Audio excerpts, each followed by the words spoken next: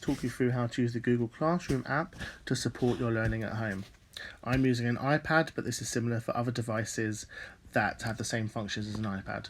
So I've downloaded the Google Classroom app, the Google Documents app, the Google Slides and the Google Sheets app, and you will need to have these all downloaded to be able to do the work that's been set for you. So I'm going to go ahead and click on the Classroom app.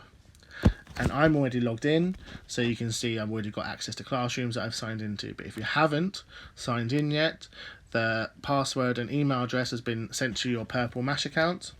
You need to sign in with that information, and then you'll also see some join class codes. In order to join a class, on the bottom right hand side here you can see a plus sign in a circle. If you click on there and then click join class, it will prompt you to type in the code that the teachers have sent you. You need to make sure that you're typing it carefully, as it is case sensitive, so if you have got caps lock on it won't work. You need to make sure you're doing it carefully, and then click join and you'll join the classrooms. I'm going to talk you through the different features that will come up while you're using it. So if I click on Year 3 Writing, you can see I go first of all to the class page, and Miss Barlow has posted something today in the Year 3 room, and there's an assignment there for them to do. So if I click on the assignment, it takes me to a space like this, and I can see here it tells me what I need to do. It's got my learning objective, my success criteria. It also at this point has an attachment. Some rooms will have this, some won't. This work here is not work that you need to do. They are just resources for you to look at to support the work that's been set for you for that day. So here it's a superhero word bank. So if I click on there, it will bring up a screen like this, and you can see here I've got different words that I could use in my writing if I wanted to. I don't need to do anything with this, I just words that I can use in my writing if I wish to. To close this, I just on the top left hand side here you can see there is a cross. If I click there, that will close it. To do the work that I need to do, at the bottom here you can see it's got your work. If you click anywhere on the screen, it will bring it up, and you can see here there is a document that I need to complete. So if I click on that, it brings up this area here. At this point I can't edit anything, so I need to make sure that I've got Google Docs downloaded, so that I can click on the top right hand side here. It's a square with an arrow pointing to the corner. If I click on there, it will then open the document in Google Documents, and by clicking on the bottom right hand pencil here, I click there, and I can now type in to my work. You can see here that the keyboard is taking up a lot of the screen. If you're finding it difficult to type and to see, on the bottom right hand side of the keyboard you can see this button here. If I hold down on there with my finger, you can see I get given the options floating, split and undock. If I click on floating, it will then bring up a smaller keyboard, and if I use the line at the bottom of the keyboard here, I can move that keyboard around by holding on to it, and I can move it to different spaces, and I can still type and work.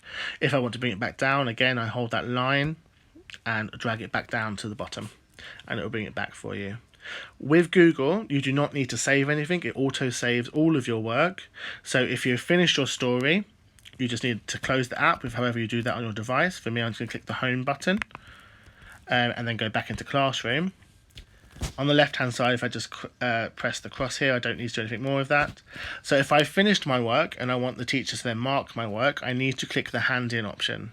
So you need to then hand in your work so that your teacher can mark it. If you don't hand it in, your teacher can't see that you've completed your work.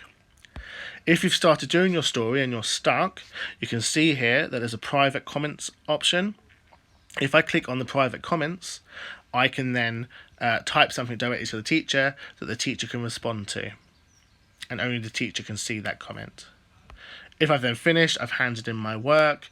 If I press the line at the top, it'll bring that back down, and I can come out of this. I've now finished my writing work for this week, or for that day. If I go back to classes, you can see here I'm going to go into maths, because maths has a few other options for you. So again, here you can see that Miss Barlow has posted something for the week, and you can see an assignment. So I'm going to click on the assignment. I need to carefully read through the instructions, as this work is for the whole week, not just for that one day. And you can see at the bottom here that there are some attachments. Again, I've got a fractions vocabulary week 2 here, so this is just some vocabulary here that for me to get used to, that might come across during my work. So I don't need to do anything with this, I just need to have a look at it.